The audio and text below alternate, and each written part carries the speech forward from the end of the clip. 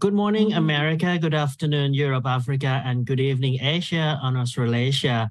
Welcome back to our special edition of Facebook Live from Isrrt, the International Society of Radiographers and Radiological Technologists. My name is Napapong Pongnapang, Vice President for Asia and Australasia of Isrrt. I will be your host tonight. And today we have a very special program to celebrate World Radiography Day. And the theme for this year World Radiography Day is Radiographers at the Forefront of Patient Safety. So before we continue to our special program today, I would like to have Donna Newman, Isrrt President, to have some word. Donna. Thank you, Napa. I am excited to visit with you. And I just want to take a moment to share with you a few things about World Radiography Day. I want to begin by thanking all of our experts from around the world that contributed to our public relations campaign on getting information out there to professionals around the world, public health people around the world, and patients about the important role that technologists and radiographers play in patient safety. Now, if you're interested in reading about this and bringing some of this information back to your department, please take time to download it on the Isrrt website under the Communications tab, Special Editions 2022. I also want to launch and let everybody know that we heard our members talk to us, and a special gift to our members for this World Radiography Day is this 4-module course on radiation protection. We have been attending meetings around the world with the IAEA and the WHO, and they are telling us that there is not standardization in the courses being taught on radiation protection. So we have launched our new course on our e-learning platform, and as a gift to our members around the world for World Radiography Day, take time to use this in your teaching with your students or just as a refresher course. Finally, I want to welcome everybody to this celebration. We know that the official day will be on Tuesday, and we want to share this day with all of you around the world. And we want to tell you, and take a picture with our Isrrt poster, post it on your Facebook page and link it to us, or else send it to us and we will share it, and let's celebrate together World Radiography Day. All our member countries around the world that are celebrating World Radiography Day, please take some pictures, do a small write-up, send them to our CEO, and we will get them in this issue of News and Views. And so let's begin our Facebook Live session, hearing from some excellent experts from around the world, talk about how the radiographer is at the forefront of patient safety. Thank you, Donna. And now I would like to introduce our 4 speakers from across the globe. And the first speaker, we have Kittiwat Kamwan. Dr. Kittiwat Kamwan would represent Asia region. He is from Division of Nuclear Medicine, Faculty of Medicine, Chulalongkorn University in Bangkok, Thailand. And Kittiwat is also the director of the bachelor degree program in radiological technology or radiography program at Chulalongkorn University. And next, we have Boniface Yao. He is the consultant radiographer and lecturer in medical imaging technology and radiation protection. And he is also our Isrrt director of Africa. The next person who represents the America is Mike Cutlass. Mike is the Associate Executive Director of the American Society of Radiologic Technologists from the USA. And last, we have representative from Europe, Sigurd Sundlane. He is the radiographer from Sweden. And Sigurd is also our past winner of Isrrt Samsung Best Practice Radiographer. So let's have the view from our specialists from all around the world, starting from Kittiwat.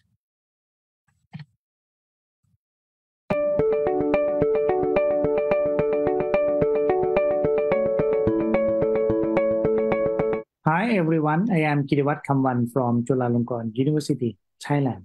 Today I will talk about the patient safety aspect in therapeutic nuclear medicine. I would like to thank Isrrt for giving the opportunity for me to give a talk on the World Radiography Day 2022 in the themes of radiographer at the forefront of patient safety. This is the outline of my talk today. For the therapeutic nuclear medicine, the management of therapeutic patients are quite different from diagnostic patients due to the higher level of the exposure involved. The unsealed radionuclide in the form of liquid are administered orally or intravenously to treat the cancer patients. Therefore, these patients are allowed to leave the facility following the treatment, and only general radiation safety precautions are advised to these patients. So this is the document regarding the quality management audit in nuclear medicine practice or quantum to improve the quality of nuclear medicine practice and management at Nuclear Medicine Center that published by the IAEA. This is the latest version of the Quantum 3.0 that just published recently last year. This is the checklist in the document that related to the radionuclide therapy in nuclear medicine. For the checklist 3 about the patient radiation protection, checklist 9 for radionuclide therapy, and the checklist 10, the assessment of the therapy. This is the example of the checklist component to ensure the clinical effectiveness and the safety of the patients. For example, for the checklist 9, are standard operating procedure SOP based on national and international guidelines available for all types of the treatment or not at your center? Does every patient receive information about the treatment, including the indication as the treatment option or not? For pediatric patients, are relative or the caregiver informed about the radiation protection and the risk of attending during therapy? And this is the example of the component for the assessment of the therapy.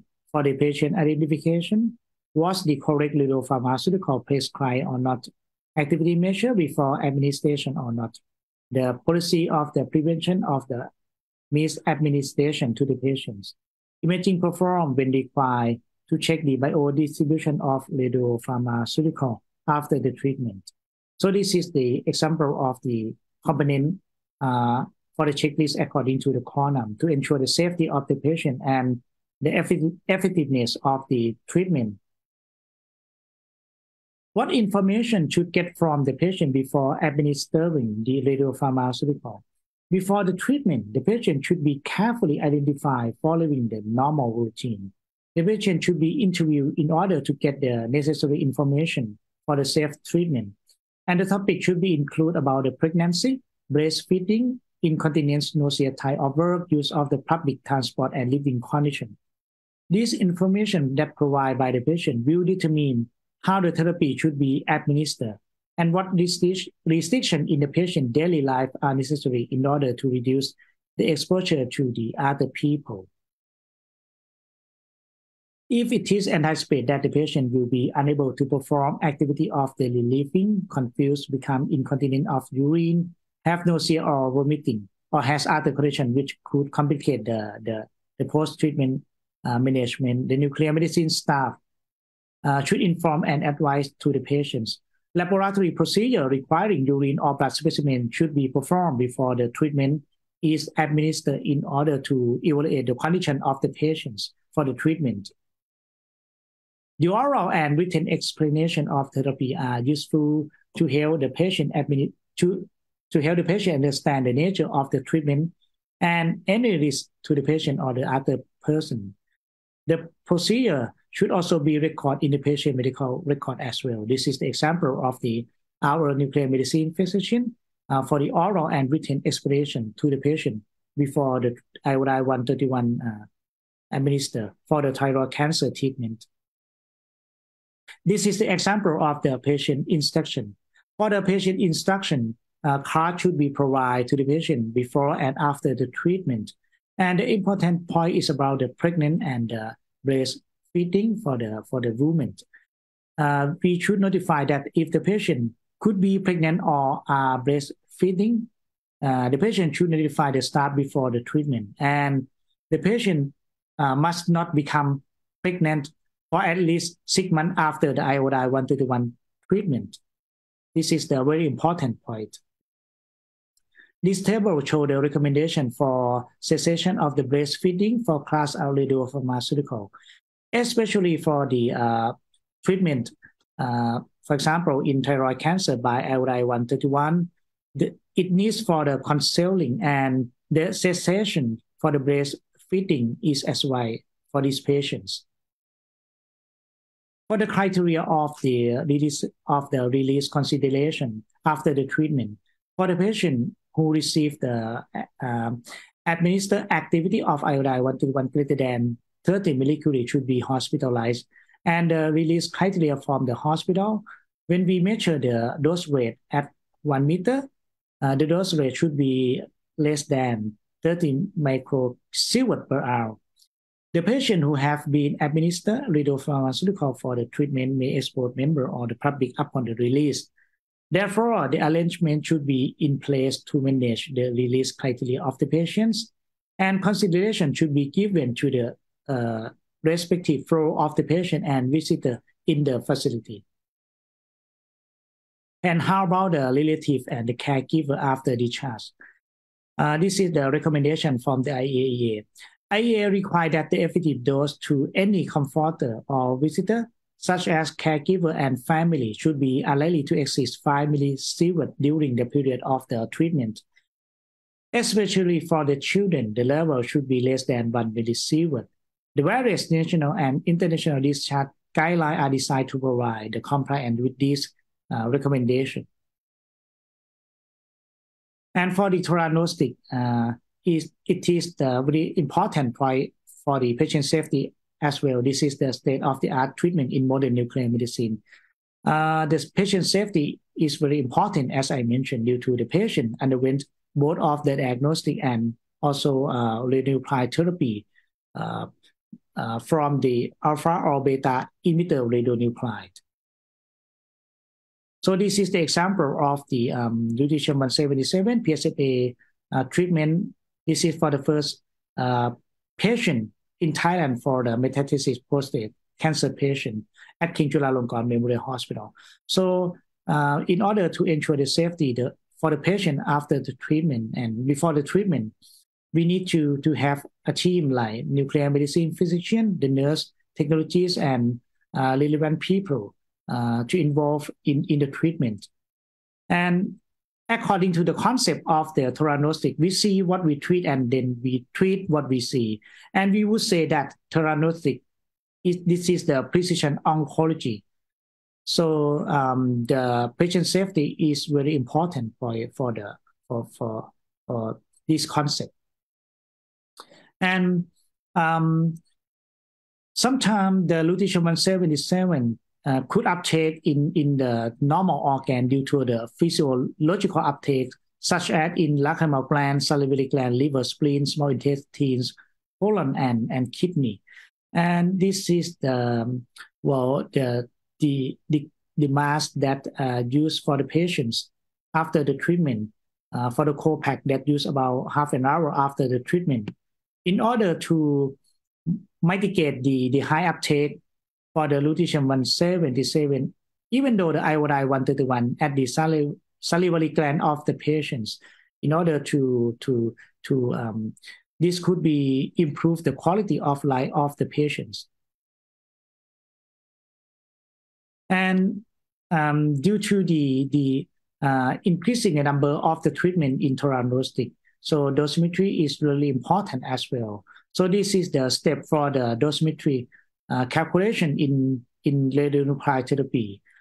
The first step, do the imaging like for the multi-time point acquisition based on the planar or the hybrid, or the planar with spec or the fully spec or the PET-CT based on the multi-time point imaging. However, the question is right now for the acquisition is, can we reduce the burden to the patient? And for the clinic due to the multi-time point imaging. So right now, the single time point or STP imaging is proposed for several research groups. And then do the image reconstruction and perform the volume of interest segmentation by manual segmentation, that or we can do by the automated segmentation. And Next step is the quantification for the calibration measurement. Can be standardized for this? Could be incorporate this step into the commercial system and then determine the time activity curve in the source organ and calculate the absorbed dose estimation. Well, this is the example of the cumulative dose for the organ at risk in radionuclide therapy in nuclear medicine. So we concern for the red bone marrow about 2 gray and the kidney about 23 gray. So this is based on the external beam radiotherapy. So due to we still lack of the sufficient data for radionuclide therapy. So hopefully in the future, if we have more data, we can set up about the criteria for the organ at risk in nuclear medicine. Well, this is the example of the radionuclide therapy treatment planning using the commercial software for lutetium-177 DOTATATE treatment for neuroendocrine tumor at our center. So you can see here. So the software can provide the ISO dose in the tumor and also in the organ at risk, like in the kidney, as you can see here. And it could provide a time activity curve and then the report of the absorbed dose in several organ at risk and also in the tumor. And then it could be provided dose volume histogram that we could determine how much of the percent coverage volume to the tumor that could be successfully treat the tumor and to avoid the toxicity for the organ at risk. So this is the example of the commercial software that used for the treatment planning in radionuclide therapy in order to ensure about the safety of the patient and avoid toxicity for the organ at risk. And well, this is the guideline about the treatment for the thyroid cancer for the patient who has the lung metastasis to avoid the lung toxicity for the iodine-131. Based on the extensive dataset analyzed by the Binua-Liper model, a whole body retention threshold about the 80 millicurie at 48 hours after injection had been used to limit the radioactivity of iodine-131 administered to the thyroid.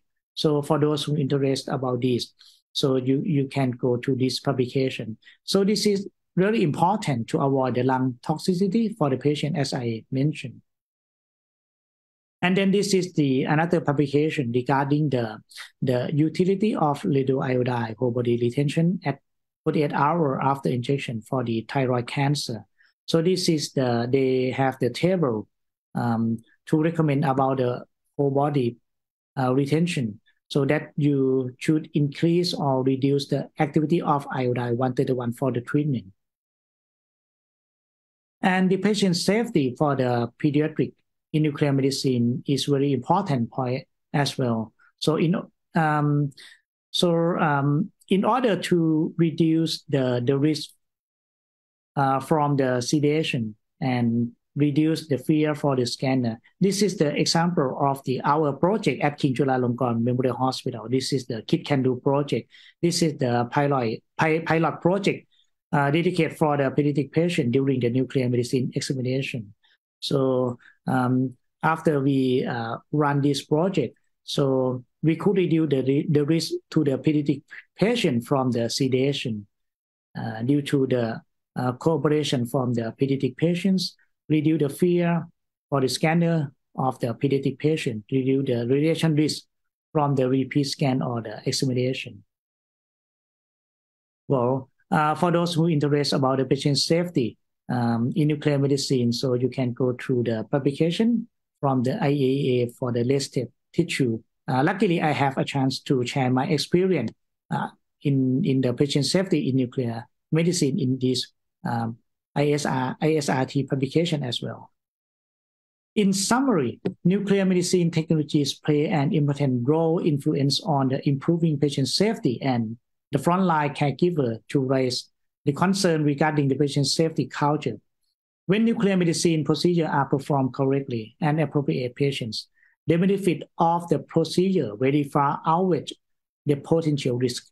Dealing with the patient with radiopharmaceutical, nuclear medicine technologies should be appropriate, trained, and certified, and should have comprehensive quality control measure in place to ensure that the patient receives the best, safest, and most appropriate care to avoid the unnecessary radiation exposure, delay, and incorrect diagnostic or treatment. That's all of my talk regarding the therapeutic in nuclear medicine. Thank you so much for your kind attention.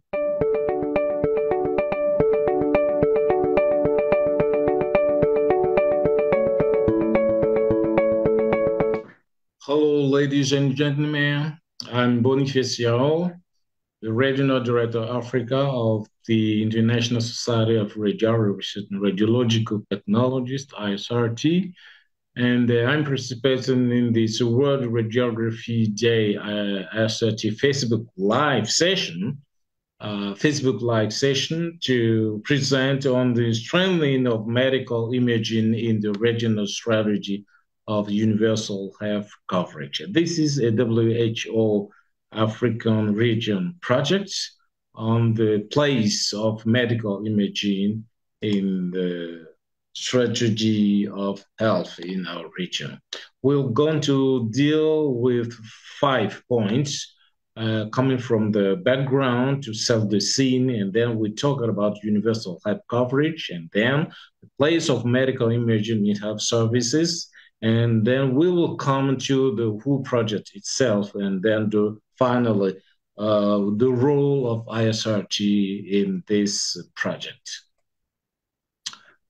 And for the background, let's say that all the 17 Sustainable Development Goals have implication on health and well-being, and especially the SDG 3 specifically focus on health, ensuring, through the declaration, to ensure healthy lives and promote well-being for all at all ages. And even the 13th WHO General Work Program aims to help all the world achieve these goals.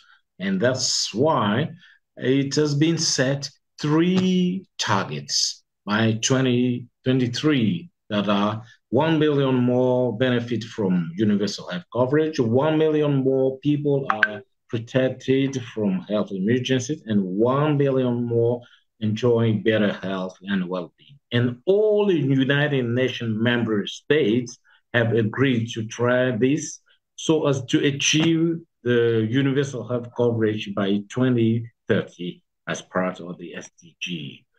And even when we come to Africa and we try to see the state of health in our region, we see that for the contribution of all the dimensions of health outcomes, you see that the service availability, coverage, intervention, financial, and all these indices, well, the average is completely in the red, which means that all dimensions of service outcomes are underperformance in our country. And universal health coverage wants to solve this problem. But what is universal health coverage? You know that universal health coverage is the goal to ensure that all people obtain the health services they need without suffering financial hardship when paying for them. It also provides access to quality essential health services, safe, effective, and affordable essential medicine. Universal health coverage also enables everyone to access to health services and ensure that quality of service is good enough to improve the health of those people who receive them. And the challenges in our Africa as regard to medical imaging in health is the low level of awareness among the professionals and health policymakers, the lack of integration of medical imaging and radiation safety into healthcare policies. All the policies and strategies which are made into region, most of them don't take into account medical imaging. So these create huge disparities in access to health services, technologies, human and financial resources within the region. And the access to medical imaging, to strengthen it, you know that every day, despite the fact that we all know that everyday application of radiation in health help millions of people or patients worldwide, there's a substantial inequalities regarding access to medical imaging, and which is particularly critical in Africa. And in some cases where the access does exist, well, the quality and the safety are not priority, you see. Then what is the WHO Afro-US Universal Health Coverage Project? These projects will try, they have noticed that medical imaging has not benefited from sufficient interest and support in Africa, like a laboratory, you see, so that within the framework of universal health coverage, medical imaging will have to come out of its reserve for the privilege to be available to the greatest number of people. And imaging procedures will need to be incorporated in the standards of benefit package of essential health services. It's going, in one word, it's going to be taken into account in policies, in health policies. And so what are the steps? The first step is this strategic analysis that will give an image of the situation, of the current situation of the, so this will be done through a survey, so that the questionnaire that has been developed, this questionnaire is developed and finalized in 3 languages, English, French, and Portuguese. And this has gone through 2-level pilots. You see, the level 1 is the expert review to see if the questionnaires are well written, if they are logical, if they make sense. Yes. And then the level 2 is the pre-test in a small sample of countries. So these are the countries, and that concerns stakeholders, local champions, ministries, governmental people, and even radiographers, biomedical, and it concerns French-speaking African, as well as English African, and even Lusophones. So that for the sections, you've got 8 sections which are written, under which the questions are written, and then for each section, there are a number of questions, and then you've got suggested respondents, that people are target groups that they will respond. For the way forward, you'll have that 47 WHO Afro countries. The launch will be in February 2023, and the data and information collection, the period will be 6 weeks to collect the information. The analysis will be done by WHO around April and June 2023. And the Isrrt is the voice of radiation technology, and we provide quality patient care, education, and research. Why? Just because we are dedicated, Isrrt is dedicated to improvement of standards of practice in medical imaging to improve the delivery of healthcare to people around the world. And there are some actions since 2010, the Isrrt sponsored workshop in Africa.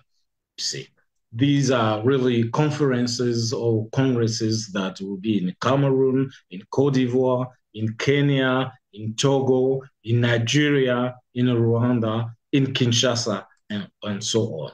And the Isrrt will collaborate with the WHO through this project to contribute to it through sensibilization of actors, radiographers, service managers, clinical leaders, and involvement of radiographers of all personnel working in medical imaging and radiotherapy departments are for Isrrt. And also Isrrt provide technical assistance for the implementation of the strategy. And even the ISRT upcoming workshop in Benin is stressed on the theme medical imaging in the regional strategy of USA. It's for sensibilization. Okay? This will be in November. And the WHO Afro project is carried by WHO, and this is an initiative to enhance the already fruitful cooperation with the ISRT in the field of medical imaging. So you should all join us because we want to work for the profession in Africa. And we are 500,000. We are organizing our workshop. This is a platform to talk about everything, to exchange and foster our profession to go ahead. Thank you very much.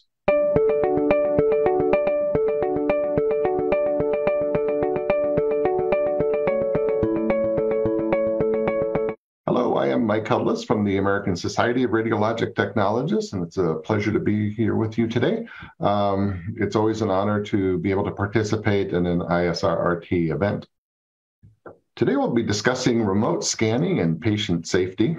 Specifically, we'll be talking about how remote scanning is used here in the US. We'll discuss some of the safety concerns that we have about remote scanning. And we'll talk about how ASRT is ensuring that RTs are a central component of remote scanning practice. So first of all, what is remote scanning? Well, it's right there in the title. It's scanning that happens remotely, but it's very powerful. It's the ability to fully control imaging equipment from a geographically distant site. You have total control over the mouse, over the equipment. You can see everything on the display that a technologist would see who's on site. There's live video, audio, and chat functions so that there can be communication between the two sites. And it's currently being used for CT, MR, PET MR, PET CT, and SPECT CT. So what does a workflow look like? Well, there's three main arrangements that can happen in a single institution. Whether the technologist is maybe scanning from home or scanning from another part of a clinic or hospital. It can happen with a single institution with multiple locations. So maybe it's a health system that has 3 or 4 different clinics throughout the city or in a larger geographical area. Or a vendor could be scanning multiple locations, even as far away as another continent. So it can be very powerful that way. Using remote scanning technology, one technologist can scan up to 3 separate patients at a time. So what are the benefits of remote scanning? Well, the biggest one in my mind is equipment training. The ability of a technologist to get training on site using the equipment that they're going to be using, having a distant technologist log in and show them, provide the training, rather than them traveling to another site. That's very powerful. Also great for uncommon exams. Say there's a technologist in an institution that's very good at cardiac MR. Rather than having patients having to travel to their site, they can go to the nearest site. The technologist can scan them remotely at that site. Same sort of thing happens for rural areas. Rather than patients having to drive a long distance to get specialized care and specialized scanning, they can drive to a local facility that might have a CT or MR scanner, and somebody could log in remotely and perform that scan there so that the patient doesn't have to travel. There's 3 other benefits that I'm not quite sure are benefits, but they've been discussed as benefits. We are having a staffing shortage in the US. Does it help to alleviate the staffing shortage? Maybe to a small degree, but there still needs to be a person there with the patient, putting them onto the scanner and getting them positioned. Efficiency, scanning 3 patients at one time could be efficient for the short term. We'll talk about that in just a second. And then infection control, when you think about COVID-19 and things like that, if somebody's scanning remotely, they don't have to worry about infection control, but there still, again, has to be somebody with the patient there, getting them on the scanner, getting them positioned appropriately. The safety issues, there's really 4 of them, 4 major ones that I've been able to find. The biggest one is this fallacy of multitasking. People often say they can multitask. but really the human brain, in most cases, is not capable of multitasking. It really does lower productivity. It slows task completion, decreases quality, and increases stress for the person doing the multitasking. So maybe in the short term, but not in the long term. MR safety is a real concern. In the US, we have people that are MR level 2 certified, meaning, or trained, meaning that they they understand all of the safety protocols. They can appropriately screen patients before they go into the room. They ensure that people do not go into an MR scanner with, an oxygen tank or something like that. That's really difficult to control access remotely. And emergency response, if there's a magnet quench, if there was a code and a cardiac event, really difficult to deal with an emergency response from a distance. And kind of getting back to the remote operator again, yes, you can probably multitask for a short period of time, but doing 3 scans for an 8-hour shift, there's going to be a lot of fatigue, and with fatigue comes errors. So the core question here is, can a remote radiologic technologist meet the safety requirements of the profession? Here in the US, the ASRT has practice standards, and the practice standards are authoritative statements established by the profession to judge the quality of practice, service, and education. And these practice standards are used by states, by institutions, and legal advisors when trying to answer questions about professional activities, so whether somebody can do a task or not. And I just randomly pulled 4 separate practice standard statements that I think would be really difficult for somebody to be able to accomplish in a remote situation. A lot of it has to do with safety, removing items that might affect the quality of the exam, really hard to do from a distance. Appropriately positioning people, making sure that they're not going to get a burn in an MR scanner, really difficult to do remotely. MR screening, we kind of talked about that, and determining a course of action in an emergent situation, really difficult to do from a distance. So what has ASRT done to respond to this? Well, we're still a little bit early in the process. Remote scanning has been used for a while, but mainly for training, and it hasn't really impacted patient care. But now that it's being used for patient care, we want to try to get ahead of it. ASRT really believes that any individual who's legally authorized to perform medical imaging or radiation therapy procedures must be educationally prepared and clinically competent. So we dealt with CT remote scanning at our House of Delegates meeting in June by adding a couple statements to the practice standards. And really these statements are intended to ensure that there is a registered technologist who is physically present on site with the patient to ensure quality, to ensure safety of that patient, so that the entire exam isn't being produced by somebody who is remote. And we're currently working on the same thing for MRI. We have 2 different statements here that we're working on. This is draft language here. We'll be discussing this next summer.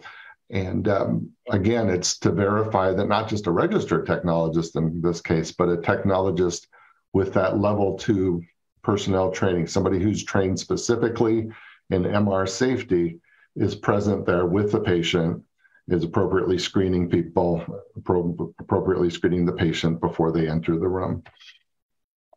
So as a radiographer and a radiological technologist, what should you do? Well, what you're doing right now, which is to learn more about remote scanning. It's an emerging technology. There's not a lot out there written about it yet, but keeping up on remote scanning and learning all you can about it is really important. Updating society documents if you haven't already. If you have society documents, to include remote scanning and to include language about a technologist, a radiographer on site during that procedure. And working with manufacturers and vendors to ensure the appropriate use of remote scanning technologies. Again, it's nothing to be afraid of.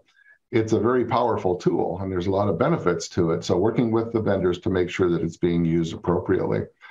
And then promoting institutional policies that keep radiographers and radiological technologists on site and in control of patient safety. That's the number one thing. And it really happens there at that institutional level, ensuring that there's an institutional policy that there will always be an appropriately trained person on site working with the patient to ensure safety, quality, etc. There's a few other open questions which we won't go into right now, just in terms of, scanning across state lines, provincial lines, international lines. Cybersecurity is always an issue, and then anytime patient data is being shared remotely, you want to ensure patient privacy, that sort of thing. But remote scanning really is an evolving technology that shows promise in certain situations, but we just need to be vigilant to ensure that it's being used safely in order to provide the best possible care for our patients. So again, I'd like to thank the Isrrt for the invitation to speak today, and I look forward to any questions that you may have. I'd also like to quickly wish everybody a happy World Radiography Day from the American Society of Radiologic Technologists, and thank you for everything that you do to ensure safety to our patients around the world.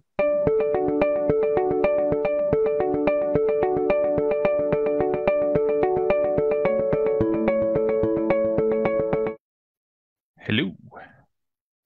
I am Sigurd Sundland, radiographer for about 7 years, working out of Rinnevi Hospital in Norrköping, Sweden. It is a medium-sized hospital in the middle of the country. Currently, I am positioned as a section chief of conventional X-ray examinations and studying for my master's. I am also involved in research and the development of advancement for the radiographer profession.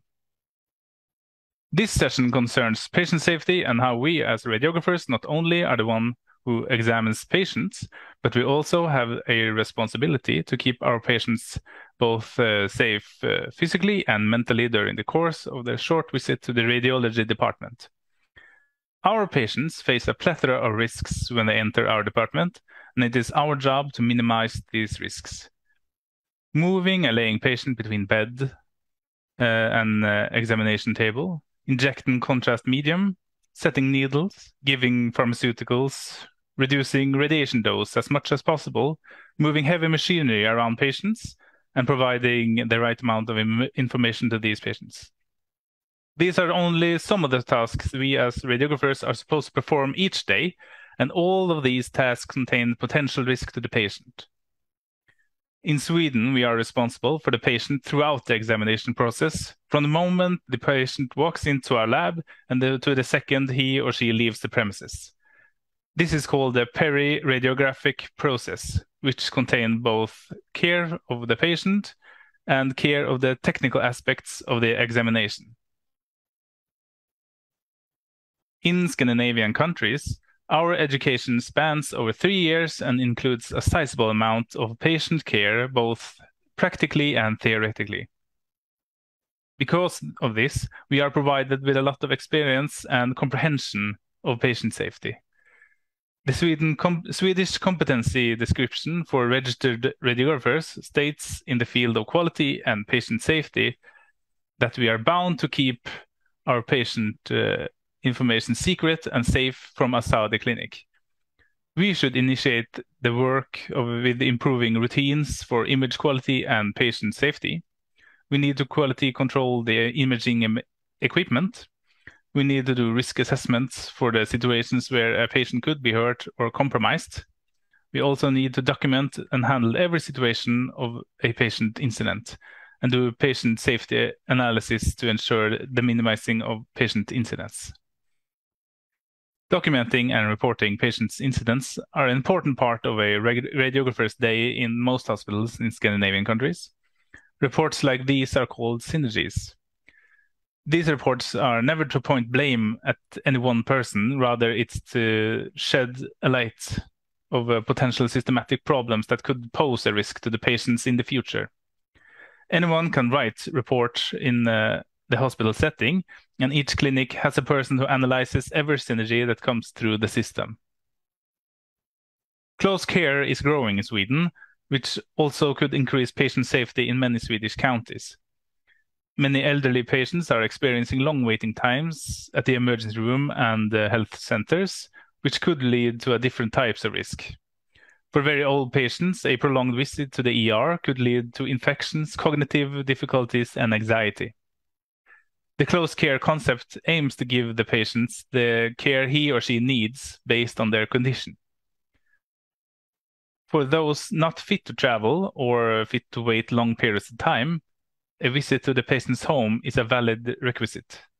Modern radiography has the technology to do radiologic imaging in the patient's home, and this is a way to secure patient safety if the want is fair and reasonable. For all radiographers, one of our largest tasks is protecting our patient from radiation dose that he or she receives from medical imaging. It is the radiographer who directly radiates the patient, and it is our responsibility not to produce any unnecessary amounts of dose to procure an image. In 36 countries in Europe, there are 660 million X-ray examinations done, or about 1,100 examinations per 1,000 of population. This results in a mean effective dose of 1.06 millisievert per person, according to Directorate of General for Energy. And this is only counting the X-ray examinations, and not counting CT, PET-CT, nuclear medicine, CBCT, and fluoroscopy, which provide a larger dose to the patient. One examination may seem to many as a drop in the ocean, but enough drops make an ocean all the same. There are strict guidelines for radiating a patient in most European countries because of the accumulated radiation amount which is created by medical imaging. In most Scandinavian hospitals, there are also expectations for some appointed radiographer in collaboration with radiologists and physicists to involve themselves with optimizing the equipment. This optimization work is often a mission to lower radiation dose without compromising the image quality. It is important for radiographers to take the dose reduction work seriously, as we own the patient safety issue when we are examining the patient. In Sweden, radiographers must follow the ALARA principle to keep the radiation dose down to a minimum of what is required for the patient. Radiographers do also have the authority to question doctors' referrals if it seems at all to be unjustified. This is all to protect the patient from unnecessary examination dose. In Sweden, the amount of CT examinations alone has increased by 130% between 2005 and 2018. This not only increases the amount of radiation we deliver to the masses, but also increases the amount of patients the radiographer has to examine every day and directly increases our workload. As radiographers, we get less and less time with each patient, but the requirement of patient safety will always stay the same. The responsibility of a radiographer is ever growing, and this includes the protection of our patient's well-being in the form of equipment optimizing, providing information, updating routines, and also owning the time which is given to us with each individual before, during, and after the examination. To maintain patient safety is as much our job description as handling X-ray equipment or providing quality imaging. That is everything for me.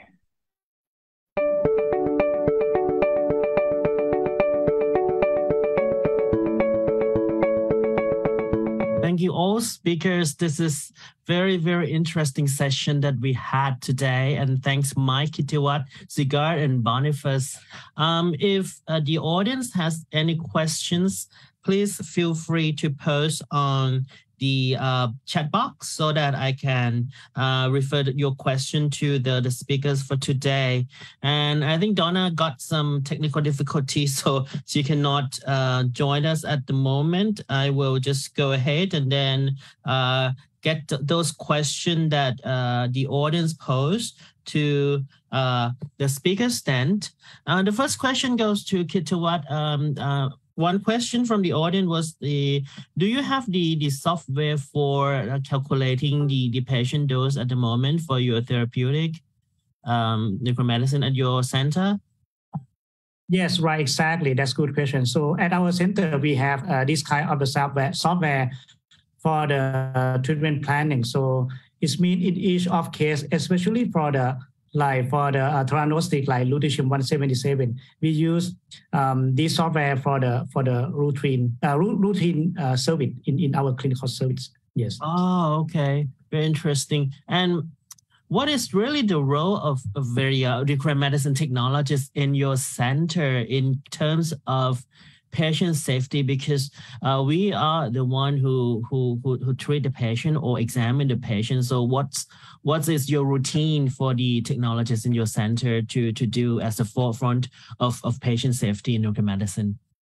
Well, that's a good question. So as I mentioned, for the theranostic, the patient underwent both of diagnostic and also for the treatment. So nuclear medicine technologies take the important role for the patient safety, like to help, like to involve in the team to evaluate the condition of the patients. And then like during the scan, so because the patient have to like to do the imaging after the treatment. So sometimes most of the patient come to for the theranostic, the cancer metastase to the other organ. So sometimes they don't have the good condition. So this is the role of the technologies during the scanning of the patients. And then right. Mm-hmm. And other the parameter that should be set up to scan the patient as well. Mm-hmm. Thank you, Kitiwat. And next question go to Mike. Well, your presentation is very interesting. As radiographer educator here in Thailand and in this region, we have done a lot of training the technologists to scan, and we heard about this remote scan. So is it really gonna work in your opinion, and what kind of limitation that we might face with in terms of like legal aspect or professional standard aspect? Yeah, that's everything that we're struggling with right now. Is, of course, here in the United States with 50 different states, every state has their own licensure laws, institutions have their own individual policies. So, again, in terms of, it is a powerful tool. It's if you're struggling with an exam, to be able to have an expert log in and help you is very powerful, but to run it solely from a distance without any radiographer on site, very dangerous. I mean, some of the things that even Isrrt was talking about, like patient falls, how do you prevent that remotely? Contrast reactions, all that sort of thing. So, I would liken it to, the modern airliners today are able to, take off and land and fly on automatic pilot. But if I got onto an airplane and I saw there was no pilot sitting at the control, I would turn around and leave. So, it would be similar to that. Yeah, I think, in my opinion, we have discussed about this in back home, because we don't have that many specialist technologists running like advanced CT or MRI. So it would be good if we have like qualified technologists on site, and these people who are like super technologists can be on the headquarters or something and help the junior technologists to run. And that's what I think to optimize the patient safety at the moment, because in my opinion, we can't let non-qualified person to take care of the patient on site. That's what I think. Yeah, correct. And it's also, it's a great way to become that specialized technologist is to learn from that remote specialized technologist. So as an educational tool, it's great, but we can't give up our responsibility for patient care and just allow these things to be done remotely without a qualified radiographer on site. Yeah, thank you, Mike. And next question go to Boniface. We know that you have done a lot in terms of patient safety in Africa. Would you elaborate a little bit what kind of big challenge that you faced with in terms of promoting the role of radiographer as the forefront of patient safety? Well, hello, everyone. In Africa, we really working with Isrrt.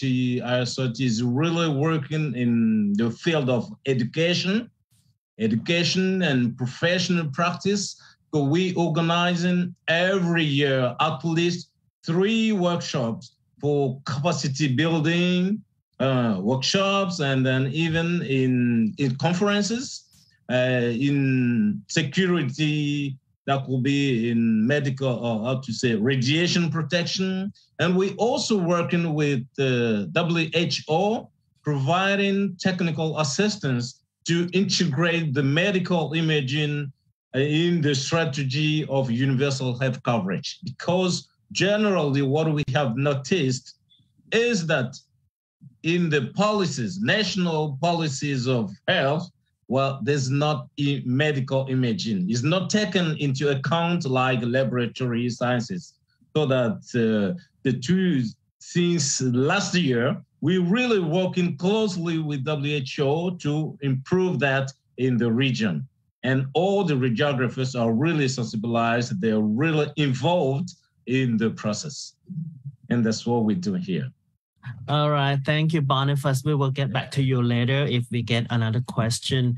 And now it's time for Sigurd. Thank you so much for your impressive presentation.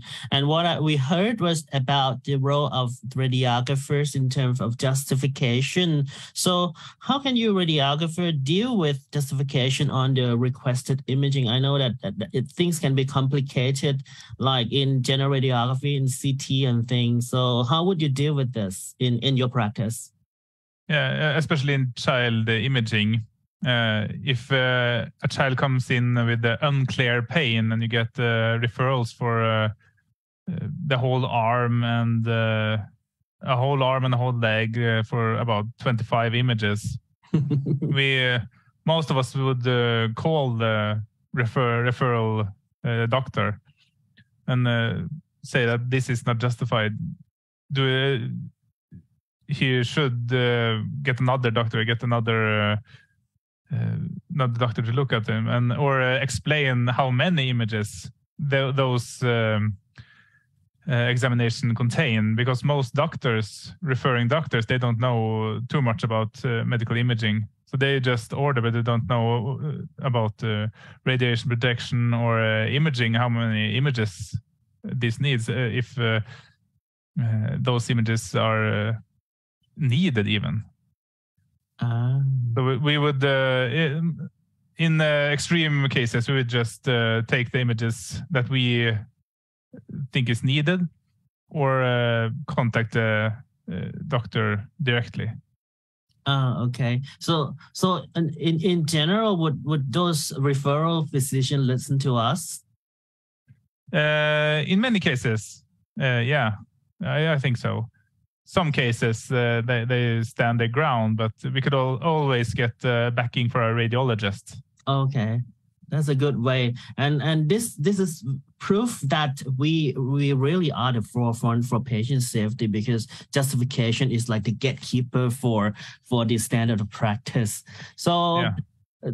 Today is very phenomenal what we have discussed from the experts from all around the world, and to conclude the session, I would like each of you to say some words to our radiographers colleagues all around the world about this special World Radiography Day, and especially the theme of this year about radiographers at the forefront of patient safety. Let's start with Kitiwat. What do you want to say? Just anything you like to say to our colleagues from all around the world. Yeah. So I would like to say that the radiographer play an important role in the forefront for the patient safety. So we are like the clinical So so we need to combine like our knowledge and also the practice in order to maintain the safety of the patient and also to improve the quality of the life of.